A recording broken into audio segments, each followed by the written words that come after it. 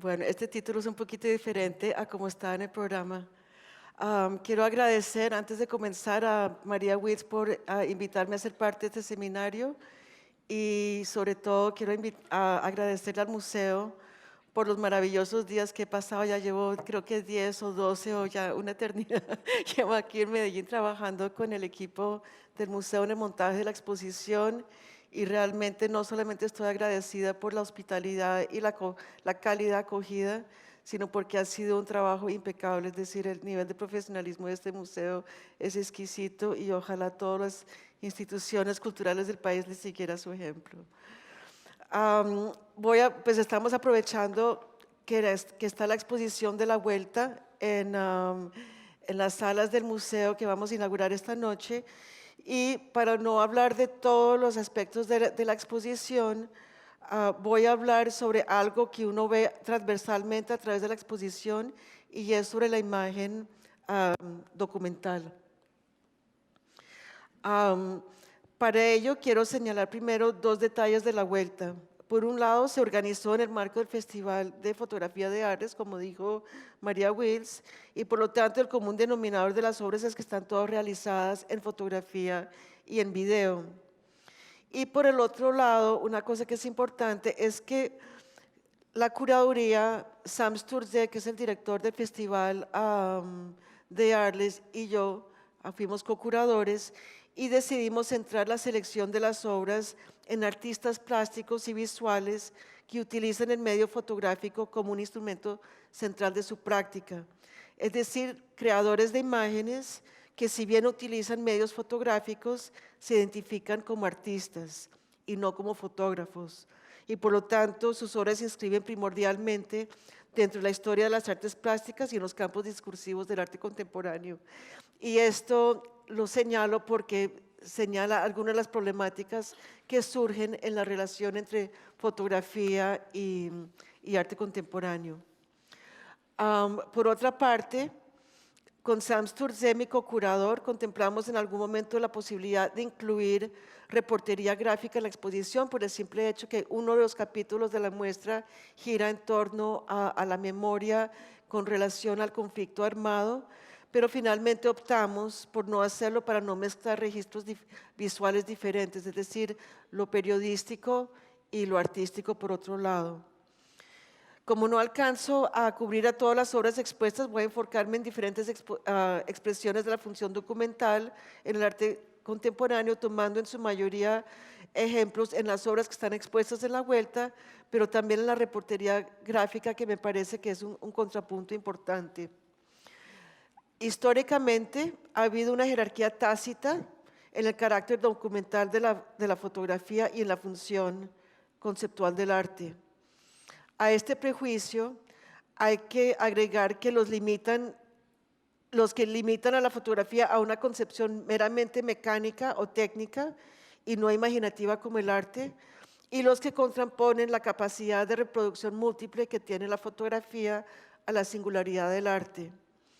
Y aunque uno puede creer que estos son prejuicios que han sido superados con el tiempo, realmente no, si uno toma como medida el hecho que la fotografía representa en las ventas anuales de arte a nivel mundial solamente el 2% de las ventas, y ese 2% es sintomático del lugar que ocupa la fotografía, por lo menos a cierto nivel, dentro del campo del arte contemporáneo.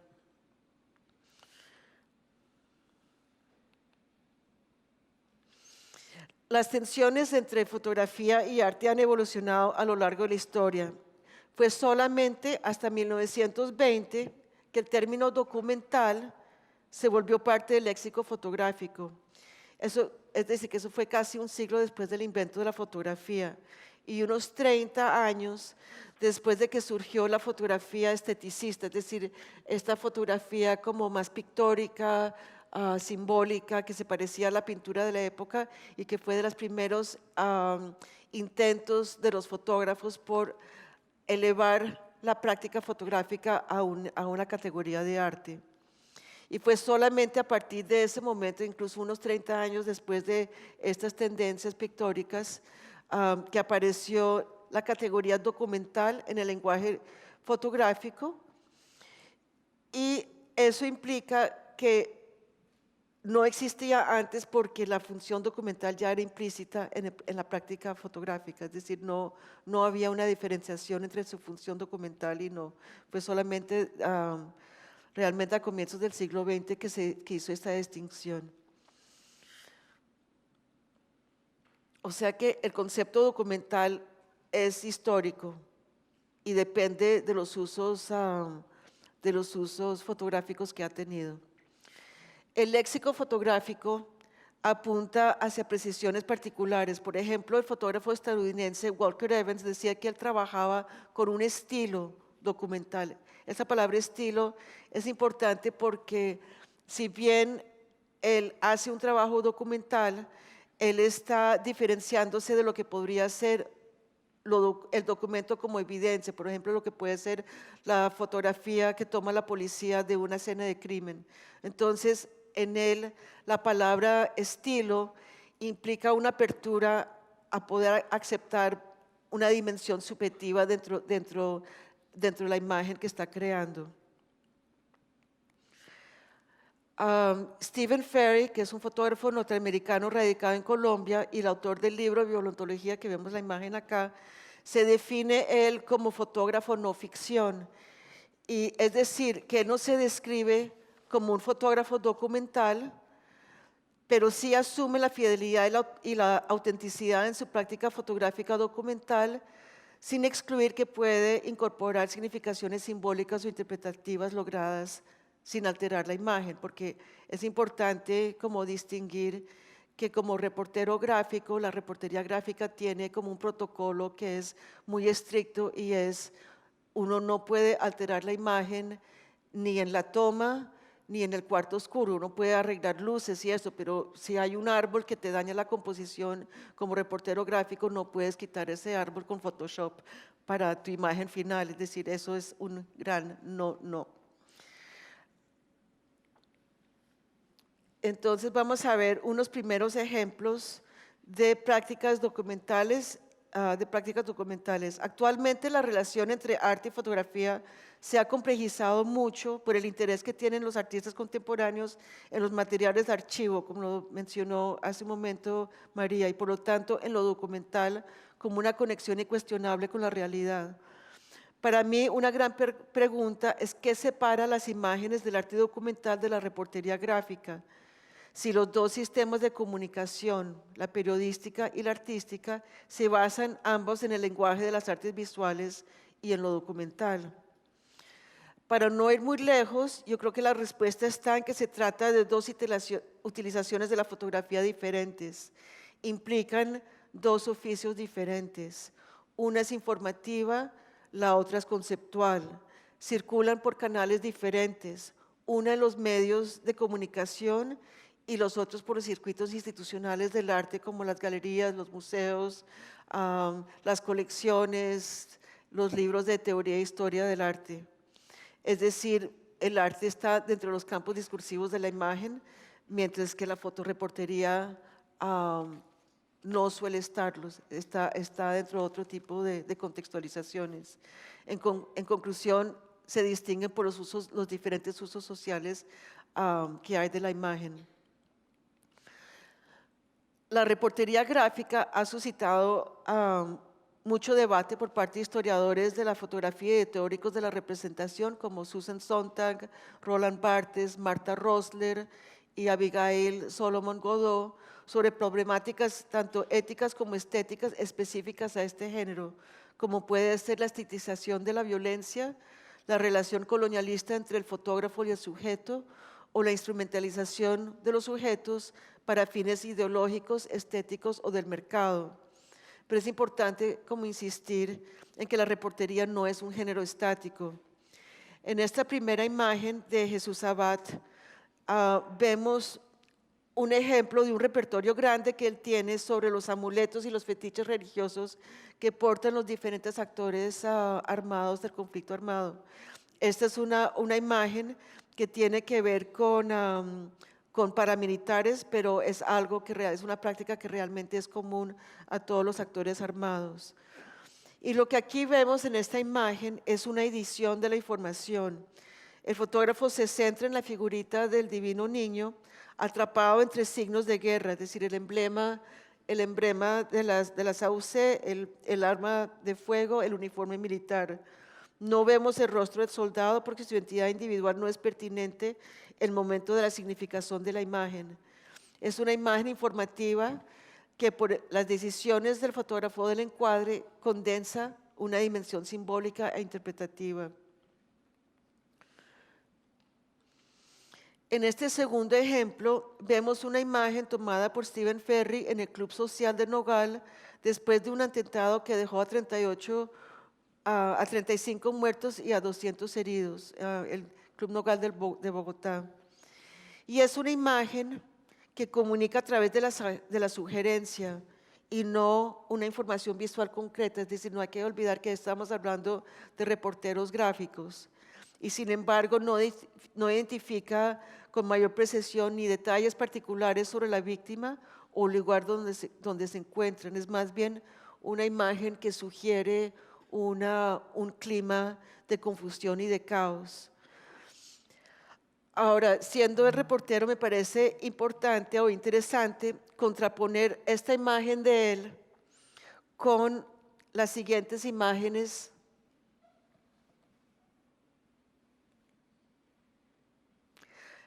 Las siguientes imágenes de María Elvira Escayón que están expuestas en la vuelta, porque tanto el reportero gráfico como el artista coinciden en adoptar cualidades más bien pictóricas para representar el mismo hecho del bombardeo del Club Social en Nogales.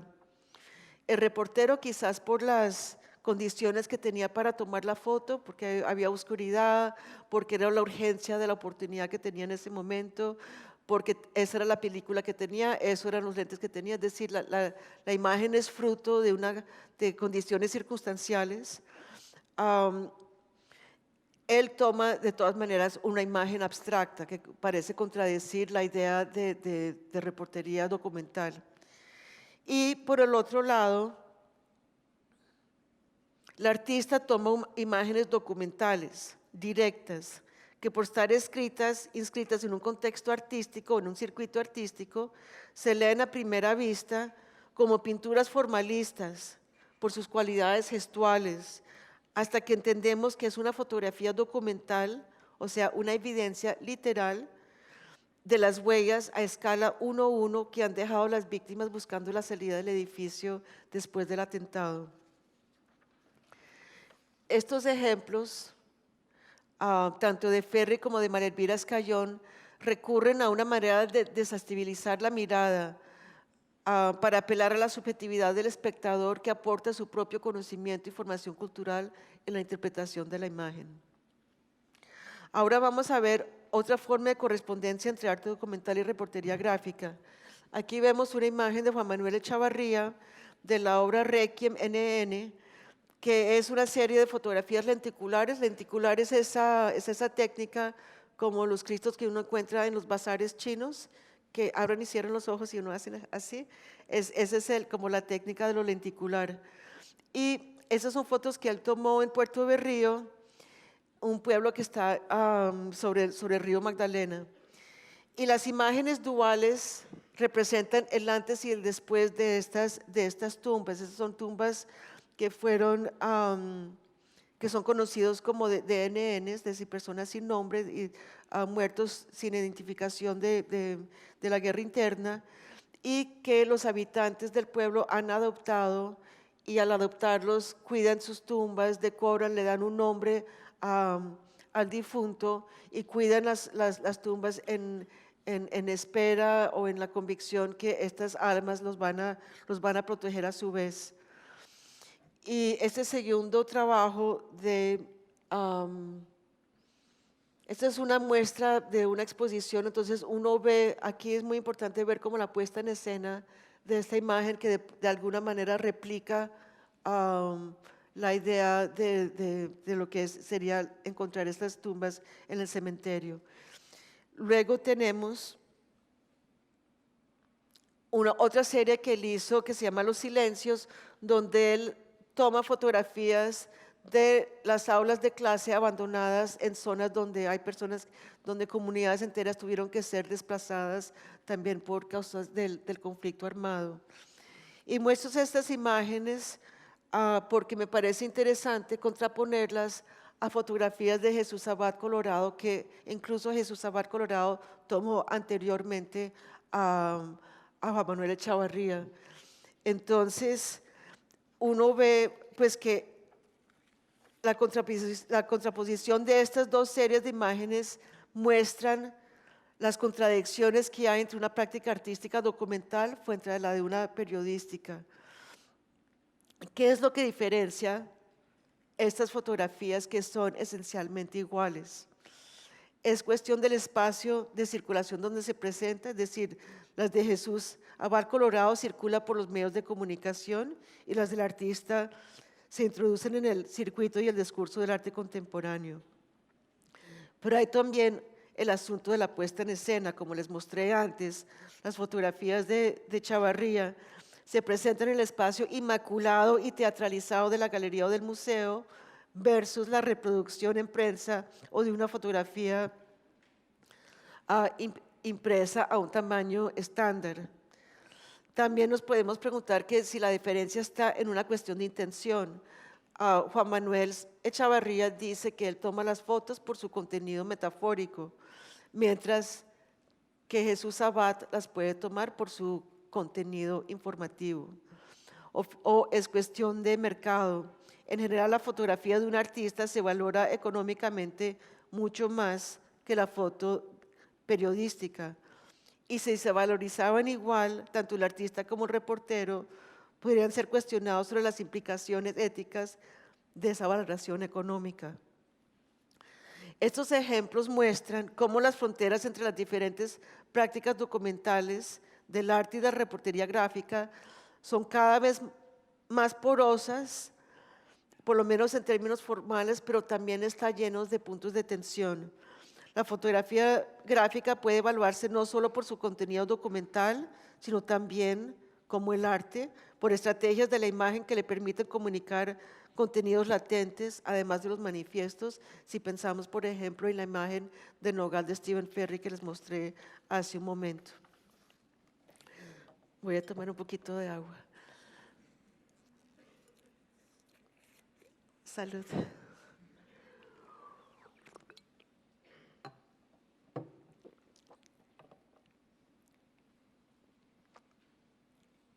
Esta es la foto del aula de Jesús Abad. Y como ven, de alguna manera es casi indistinguible desde las de Juan Manuel Echavarría. Lo que cambia es los espacios de circulación y de presentación. Bueno, ahora vamos a ver unos ejemplos de la dislocación de los límites que permite el arte contemporáneo entre diferentes disciplinas y géneros de la cultura visual. Este trabajo de María Fernanda Cardoso es un ejercicio, esto también está en la exposición de la Vuelta, es un ejercicio de taxonomía centrado en el estudio de los genitales de los insectos. O sea que lo que están viendo son micropenecitos tomados con microelectroscopía.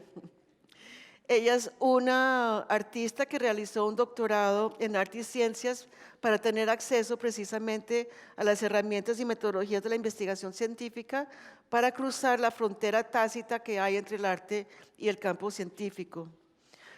Aquí su trabajo consiste en hacer un documento visual científico que bien podría publicarse en una publicación de biología o de ciencias, pero al insertarse en el campo artístico, multiplica las posibilidades de lectura de la imagen para volverse una reflexión sobre la vida o sobre la muerte o sobre la sexualidad o sobre cualquier otra fantasía que uno quiera aportarle a esa imagen. En esta serie esto es desenfocado por razones estéticas y no técnicas.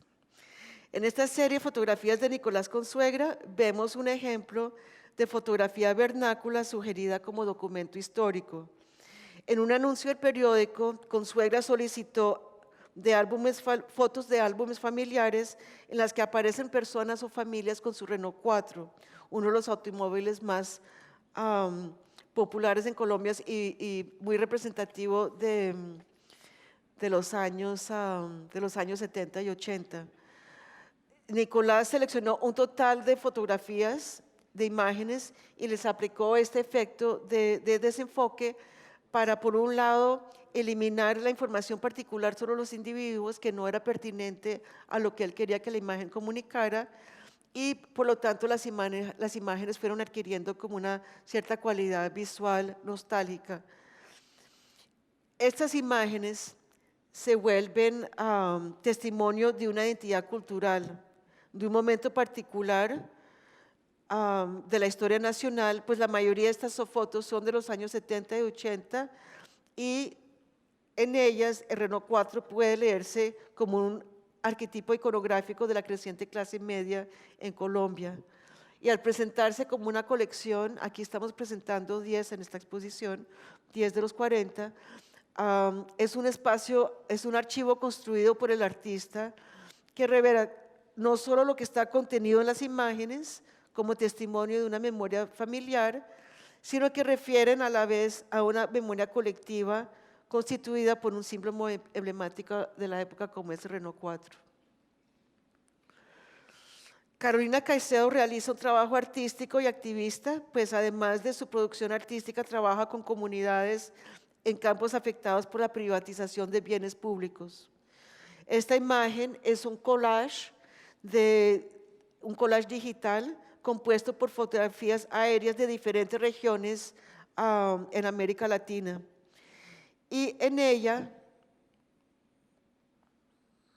no voy a cambiar todavía, en ella ella registra la evidencia visual de la privatización en América Latina de las aguas públicas a través de la construcción de enormes represas por parte de grandes empresas multinacionales, que obviamente tienen además una consecuencia grave sobre el medio ambiente y sobre las comunidades locales.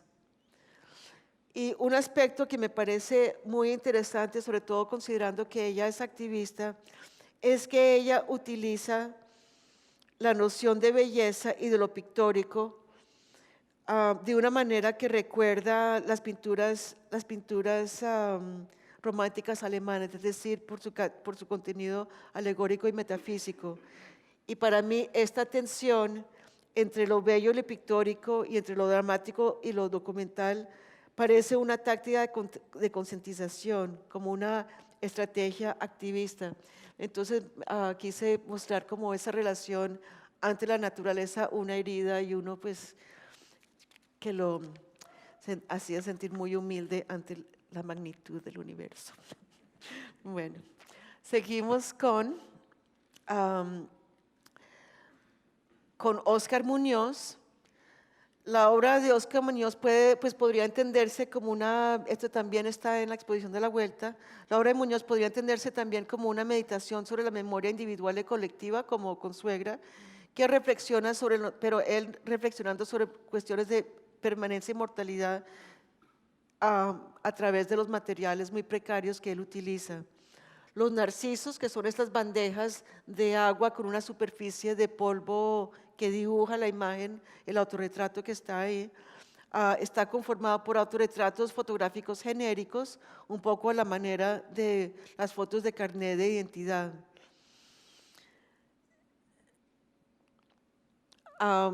Se podría decir que con sus medios frágiles y efímeros, las imágenes adoptan una poética del documento de identidad, que recuerdan las ideas de Susan Sontag y de Roland Barthes de que toda fotografía es de alguna manera un memento mori que carga al interior de su imagen la vulnerabilidad y la mortalidad del sujeto. Este segundo trabajo, también que estará en la Vuelta, es una instalación de fotografías que muestra los marcos vacíos de papel fotográfico, donde antes había una fotografía de identidad para pasaportes. Esos son como retazos que él ha coleccionado de los estudios de fotografía donde se toman este tipo de fotografía para documentos.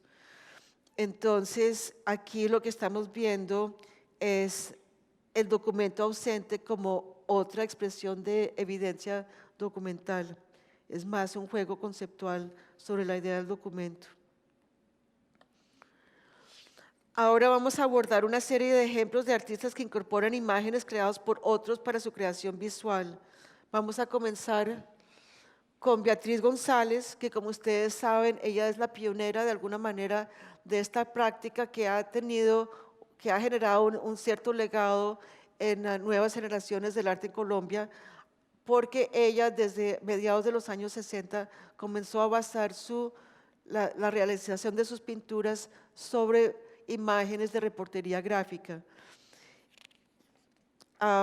Su utilización de la fotografía de prensa es como un ejercicio antropológico de alguna manera para tratar de entender el imaginario colectivo, sus creencias, sus supersticiones, sus fetichismos, como también el rol de la prensa en perpetuar estas creencias.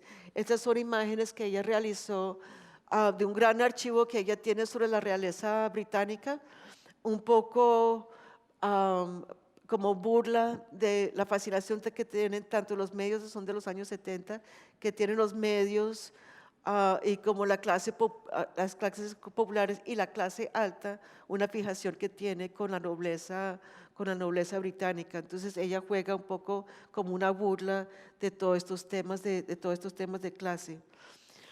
Y ella, pues al comienzo, lo que le interesa en su relación con la imagen original documental, lo que interesa son sus cualidades formales, es decir, todo lo que tiene que ver con los accidentes de la imagen, con los accidentes de impresión, con cómo se altera el dibujo, cómo se altera el color, cómo se altera el volumen.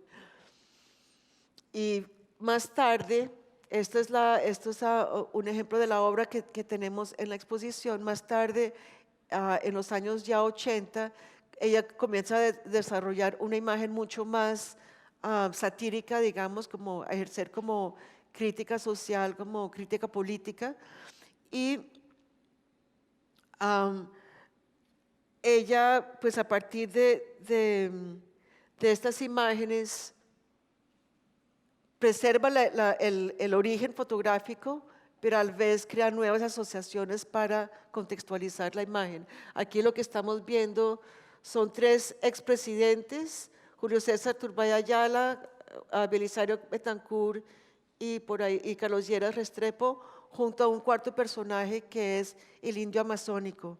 Entonces la asociación de los cuatro con el tocado de plumas sobre la cabeza, pues crea las ironías de lo que es pues, la promesa política a grupos humanos enteros que realmente nunca llegan a cumplirse en la vida real. Estas son todas, obviamente, imágenes de campaña de los presidentes con sus tocados de plumas.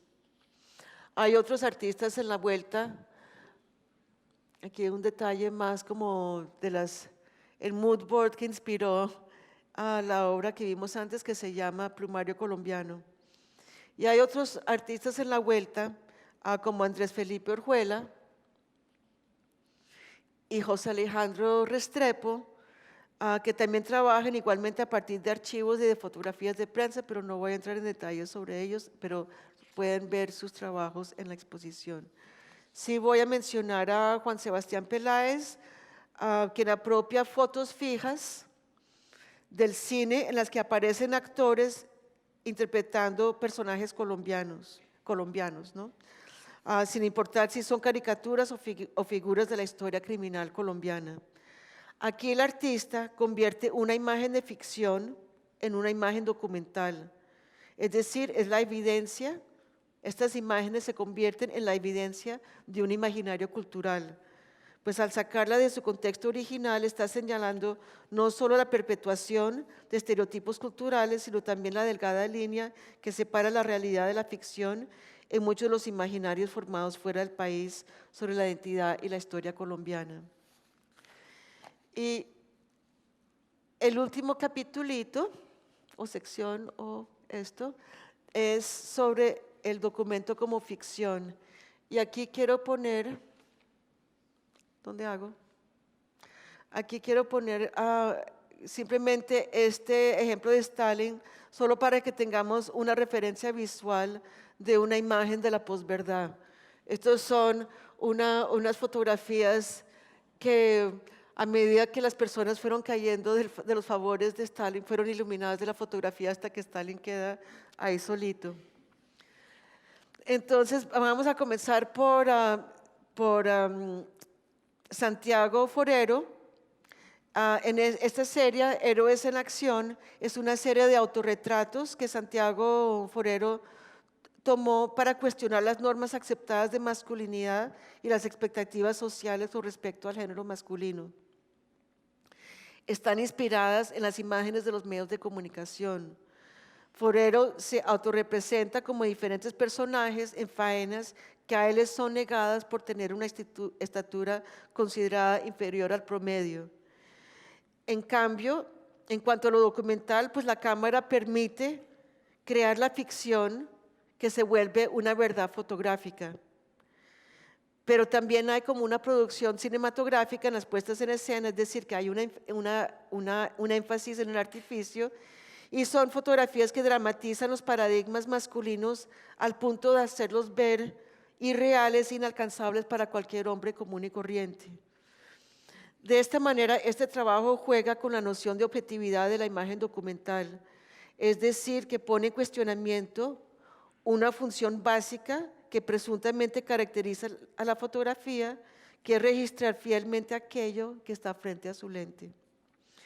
Esta serie de fotografías juega entonces con la idea de la manipulación de la imagen como un instrumento de la posverdad. Y voy a cerrar este pequeño recorrido con una obra que no está en la vuelta, pero que me interesa comentar en el contexto de estas reflexiones. Y es un ejemplo paradójico de la relación entre arte y reportería gráfica en el proyecto Sumando Ausencias del artista Doris Salcedo, realizada en la Plaza de Bolívar a los pocos días del voto por el no en el plebiscito sobre los acuerdos de paz. Y pongo este ejemplo aquí porque hay un hecho particular en lo que fue el desarrollo de este proyecto que tiene implicaciones en la imagen final que tenemos de él.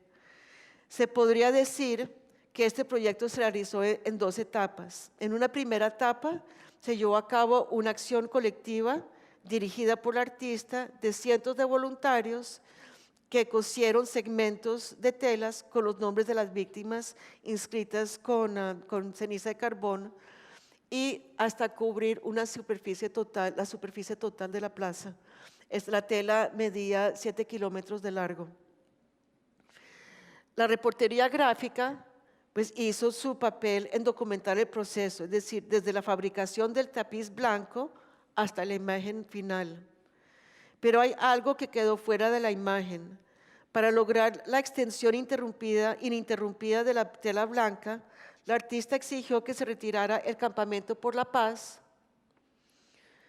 que había sido instalado días antes por estudiantes, líderes sociales, víctimas del conflicto y otros ciudadanos que como Salcedo estaban haciendo un acto cívico y simbólico para exigir el respeto por los acuerdos de paz que habían sido firmados. La artista justificó su exigencia explicando que era necesario para lograr, entre comillas, es decir, estoy citando las palabras de ella, para lograr una perfección estética.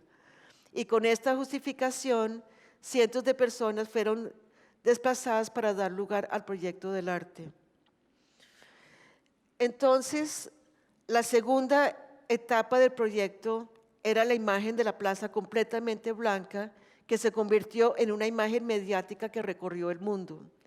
Es decir, la acción colectiva fue un proceso práctico y circunstancial para dar lugar a una imagen final que es la Plaza Blanca. O sea que la obra fue hecha para la fotografía y para los medios. Por ello, esta imagen final es de alguna manera una ficción porque oblitera por completo la ausencia del campamento de paz. No hay duda que la coexistencia de los dos hubiera producido una divergencia estética que se podría ver algo así. Pero eliminar el campamento de la plaza significó también eliminarla de la fotografía, es decir, sobre todo de la fotografía. Si bien esta obra en particular no está presente en la exposición de la Vuelta, este Photoshop análogo me hace concluir que las fotografías, tan singulares como pueden ser a primera vista, nunca deben verse fuera de contexto. Son imágenes multifacéticas que no hablan solo por sí mismas, sino dentro de narraciones más grandes que proporcionan un desafío válido para reflexionar sobre las problemáticas de las representaciones de la realidad.